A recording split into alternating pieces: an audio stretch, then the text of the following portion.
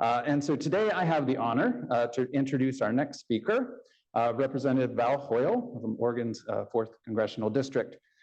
Before she speaks, I wanted to thank her for her tireless effort in addressing one of the most critical challenges Oregon has faced in recent history, the devastating wildfires of 2020. And so her relentless advocacy and unwavering support of our district in Washington, D.C. has made a world of difference. Her commitment to securing necessary resources and helping our communities in their recovery has been nothing short of remarkable. The goal of this summit is to learn from what hasn't worked and what has worked in recovery, and really creating more resilient futures. So again, we want to thank Representative Hoyle for her dedication in helping lay the foundation for a more resilient Oregon. And so, ladies and gentlemen, without further ado, please join me in giving her a warmest welcome to a champion for Oregon, Representative Val Hoyle. Thank you.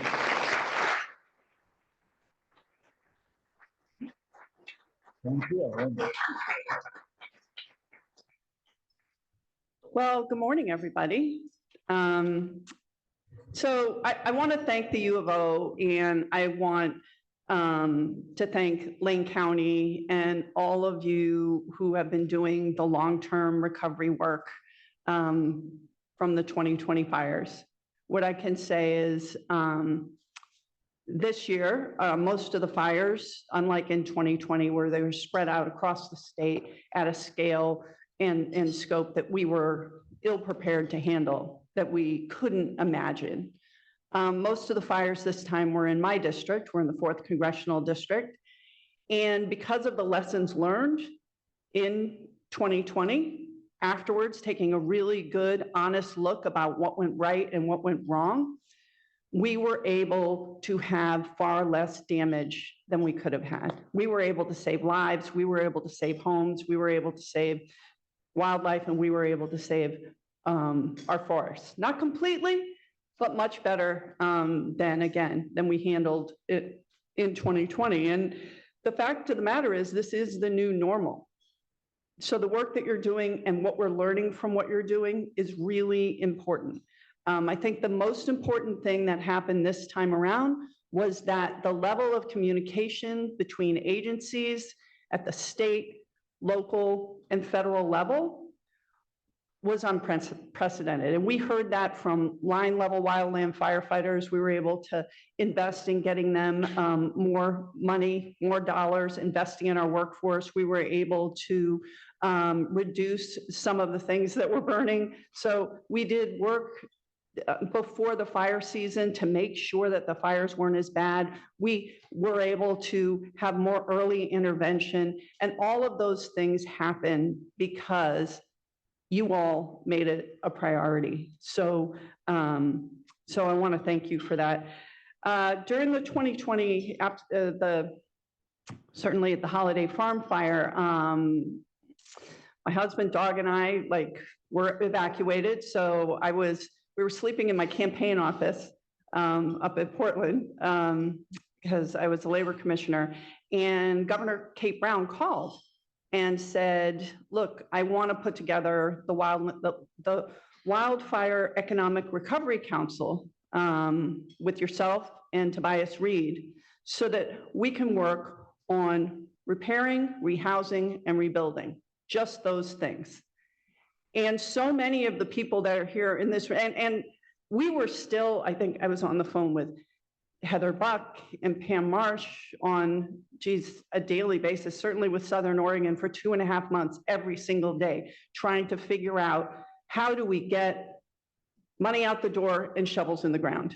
And I gotta say, it was frustrating, it was difficult. There were unnecessary bureaucratic obstacles, right?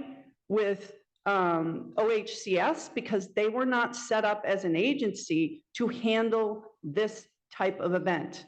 So we were arguing about the color of money, saying we can't get that money out until July when people needed housing now because it wasn't the right type of money. I know, Pam Marsh, you were relentless on making sure that the state understood that we couldn't just keep doing things the way they did it. And FEMA, that's a whole, I could go on about an hour for that. But talking about what went wrong, when it isn't focused on how do we do it better is just whining, right? So, and I've done my fair share of that, right? I've done my fair share of that. But also we have solutions. I am very heartened that the legislature and Governor Tina Kotek, she's having a Wildfire Summit this week in Hood River, because this is a priority for her, but also housing and making sure that when money comes in, like the CDBG disaster recovery grant that has been allocated, so it's $422 million, that when it gets here, it gets to where it needs to go. And what works for Southern Oregon is different than what works for us here in Lane County is different than what works up in Clackamas County. So making sure that we're communicating with local communities on what works for them to get people housed again. The fact that we still have people that are unhoused 3 years later from the 2020 fires isn't something that we can go through again. The other thing is one of the first efforts that I started, and you can ask my staff with Dan Whalen, Carmen for that we talk with on a regular basis, that we talk about wildfire every single day. On my phone, I had a picture of the fire down in Agnes so that I could show my colleagues what it looks like. And then we had smoke up in Washington, D.C. These people who've never had to worry about wildfire, all of a sudden, it was on their mind. And you know what I did? I used that opportunity to talk to them about what it meant to live somewhere where this was a regular thing. My first efforts working with Jared Moskowitz out of Florida and Garrett Graves out of Louisiana is to work to make FEMA a cabinet level agency again. In 2006, it became part of Homeland Security. And if you think about all the things that Homeland Security has to do, FEMA is not on the priority list of funding or focus. We need to make sure that we have efficiencies. I'm working with Senator Ron Wyden on things that will reduce bureaucracy. For instance, in the middle of a fire, federal agencies have to go through a procurement process for anything over $3,000. Well, that gets in the way of being able to respond during a crisis. What we know is with climate change, disasters are happening all the time. It is a full year job. FEMA has two types of employees. You have your permanent employees, and then you have temporary employees. And they did this because sometimes you didn't need your employees the whole year because you'd have one disaster and then 6 months later you'd have another one. That's not how it is. 4 out of 5 FEMA employees are temporary employees who have been there for years, who are working around the clock. That is not giving us the kind of attention that we should have. And we need to make sure that we're addressing and streamlining the bureaucracy while also making this agency the kind of priority that it needs to be. There is not one state in this country. Look at what just happened in Hawaii. Felt bad. Heather Buck had gone to Hawaii for a vacation just to get a break and ended up there when the wildfires happened. But you know what she did? She picked up the phone and said, if I can help, let me help, because we have been through this. And that's what we need to do, is learn from each other. So it's getting ahead of the game with fuel treatment, making sure that we're investing where we need to invest in our workforce. We need to make sure we're streamlining. We're streamlining government. There are protections to make sure that your tax dollars are used well.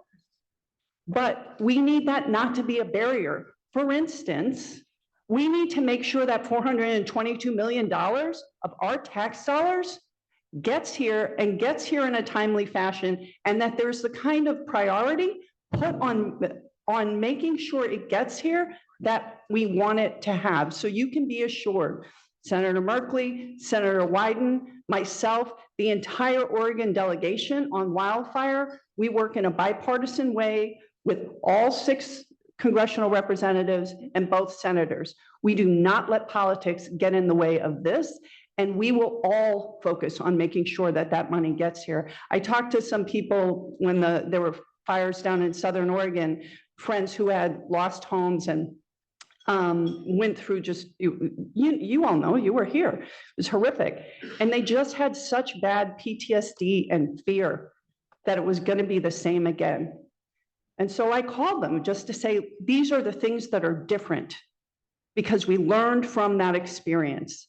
Now, again, it's the new normal, so we have to treat it like it's the new normal, and we can make it better by, again, making sure that we focus on listening to local communities and what you learn and what you know, and making sure we get you the resources directly. And so that's what I'm fighting for. And again, if you can ask anyone in Washington, D.C., wildfire is what we talk about. Climate change is what we talk about. Making sure that we get our tax dollars utilized as well as possible. That's what we talk about. And then working with the state, and I can say Governor Kotek has made this a priority, has made housing a priority.